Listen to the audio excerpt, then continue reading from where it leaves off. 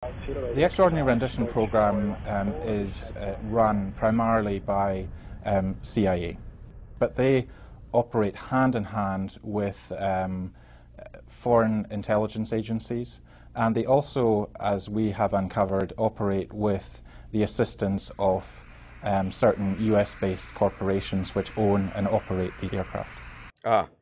Eto sinasabi, ang naggaganyan daw, yung nagre-rendition, ibig sabihin niyan yan yung extra, or sa ibang mga pag i-google nyo, sa iba ang tawag yan extraordinary. Bakit?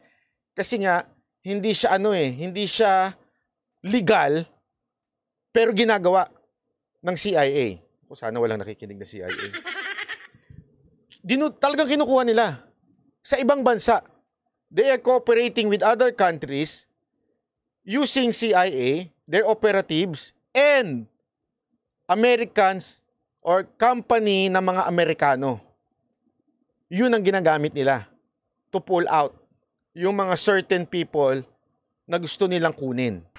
The CIA operates in a black hole, and it feels necessary to get persons who it deems to be terror suspects to detention facilities. We've only sued one defendant, and that defendant is Jeppesen Dataplane. And Jeppesen Dataplane are a wholly owned subsidiary of the Boeing Aerospace Company. In this lawsuit, we allege that over a 4-year period, Jeppesen actively participated in the rendition program by supplying flight and logistical services to a total of 15 aircraft which were used by the CIA in the Extraordinary Rendition program.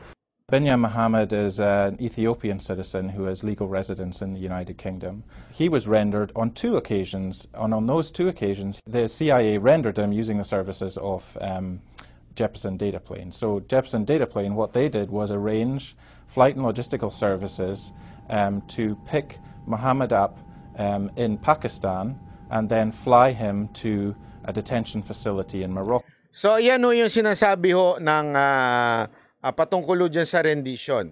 Pinaliwanag lang po natin kung ano yun. At talagang it really exists. Nag-i-exist po ang rendition sa ngayon. At yun yung sinasabi ni Pastor Kibuloy na gagawin sa kanya pag siya sumipot sa pagdinig. Meron nga daw silang balita na may mga nakapaligid na nga hong CIA, kaya lang hindi malusob-lusob sa Davao. Dahil alam naman po natin ang Davao kung kaninong teritoryo yan. Kaya hirap po, alam nila. And kaya nga din, sinusubukan talagang pilayin si Pangulong Duterte because they know pag naupo si VP Sara Duterte, mawawala na naman sa kontrol o sa tali ng Amerika ang Pilipinas.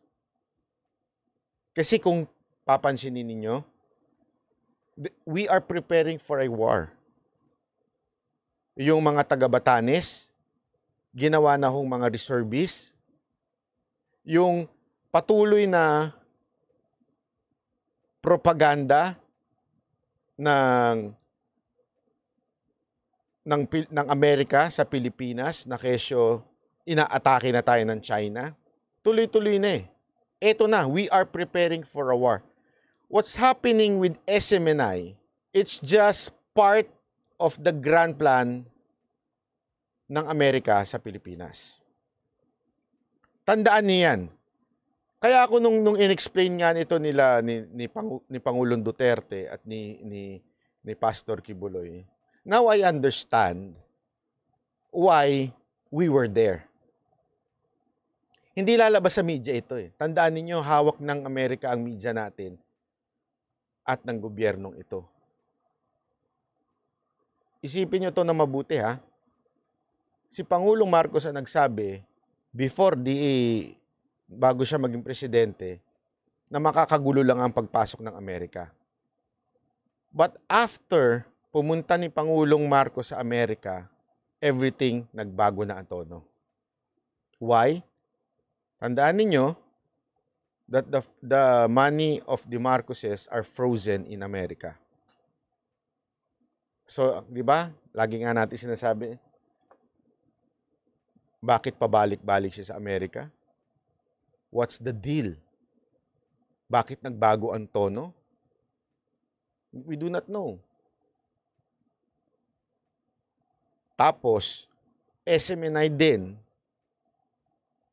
sa himpapawid ng TV, diyan lumalabas yung mga kasinungalingan ng Amerika. Kagagawan ito ni SAS eh.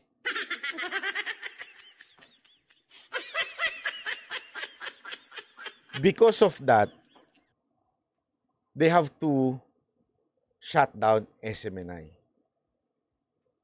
Isa yan sa dahilan. Kaya naniniwala ako na isa yan sa target kung bakit binabanatan ho si Pastor Kibuloy. As a matter of fact, tinanong ko pa nga yung warrant na nung warrant sa US. Alam mo, sila ngang atat na gusto na nila mag-hearing sa Amerika. Bakit dinidelay ng dinidelay? Because they know, itong nagpo-prosecute sa kanila sa Amerika, they know mahina yung cases. Sorry ho I cannot discuss the cases, pero diniscuss sa amin eh. Nung diniscuss sa amin, nagulat talaga ako. Ganun. In-explain sa amin with all the documents na ganito yung nangyayari sa Amerika. Eto mga to, bakit sinungaling? These are the evidence. Sinabi, ginahasa daw sa ganitong lugar. Hindi ko lang pwedeng sabihin pasensya na po kasi part 2 ito ng defense ni Pastor Kibuloy. Sinabi sa amin off the record to. Basta may mga sinabi, kasi tandaan ninyo, iba sa Amerika, pag ikaw nagsinungaling ka doon, perjury yun. At yung perjury na yun, may kasamang kulong yun at matinding penalty. Matinding fine, ika nga. Kaya nga nung sinabi nga ng abogado ni Kibuloy, yari sila dito. Kasi nakita na nila lahat ng kasinungalingan at pinresenta sa amin yung dokumento. Pag presenta sa amin, ito yung mga kasinungalingan na sinabi saan, tandaan ninyo, lahat doon dokumentado eh. Dito daw ginahasa. Paano mo mapapatunayan na nagpunta dyan? Diba? Iba ang tatak ng mo. Ganon katindi ho yun. So ano ang punto ko dito? Alam nyo, wala talaga sa case eh. It's really para lang mawala sa eksena si Kibuloy at SMNI.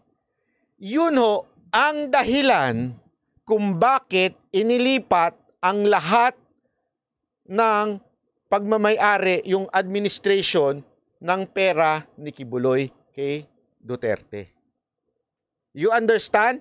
Kasi nagtaka nga din ako eh. Pwede ko ba sabihin to? Sandali. Iniisip ko lang May sinabi kasi kung bakit ganun eh.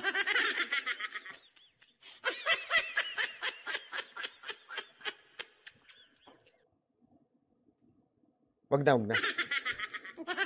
Basta ganito. Pilit kasing inaagaw yung lahat ng property ni Pastor Kibuloy na nasa pangalan niya. Kaya nga, inilipat lahat kay Pangulong Duterte. This time, tingnan nyo, yung hit mawawala kay Kibuloy unti-unti. Bakit? Kahit ma-corner na nila to si Pastor Kibuloy, hindi na nila pwedeng kunin lahat ng gamit niya. Tandaan nyo, ginawa yan noong panahon ng mga Aquino, noong panahon na sinequester lahat ng pagmamay-ari ng mga Marcoses, kuno. So, yun ang punto dito na matindi. Matindi hong yan. Kaya nga, eto alam mo, etong mga sa Senate at saka sa Congress, nagpapakit lang yan si Hontiveros. Sigurado ako. Re-electionist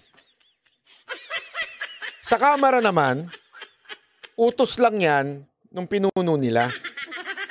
Kasi nga, ang SMNI, number 1 kontrabida rin kay Tambaluslos at number 1 supporter ni BP Sara Duterte, kaya gusto nilang tanggalin itong SMNI at si Pastor Kibuloy. Pero lahat yan, tingnan nyo, unti-unti na mawawala yan. Eventually, magsasawa din sila. Bakit? Magaling. Magaling. Sorry magaling mga abogado ni Pastor Kibuloy. Magaling din si Pastor Kibuloy, mautak din. Kaya nga tingnan nyo. Feeling ko hindi mapapa-aresto feeling ko lang naman ito. Kaya nga dinaanan nila sa korte. Inakyat na nila sa korte yung pagpapa-aresto kay Kibuloy. Kasi I think, definitely by tomorrow, hindi makakakumpleto ng signature si Robin Padilla. Okay? Pero, bakit niya ginawa yon? Ginawa ni Robin yon so that malaman kung sino talaga ang mga kakampi ni Pangulong Duterte. Kasi alam naman ng lahat, this is not a fight of Kibuloy. This is a fight of PRRD and this government. Ngayon, alam na ngayon kung sino sa Senado ang talagang tunay na kaalyado ni Pangulong Duterte. Okay? Boy, tomorrow, for sure, hindi yan makukumpleto. Himala na lang kung makumpleto yun. Okay? Pero, tingnan nyo to. Sigurado, ako sa tingin ko talaga, babalik ta rin ng Supreme Court yung decision. I think, this is just my opinion hindi ko kayo pinangungunahan Supreme Court.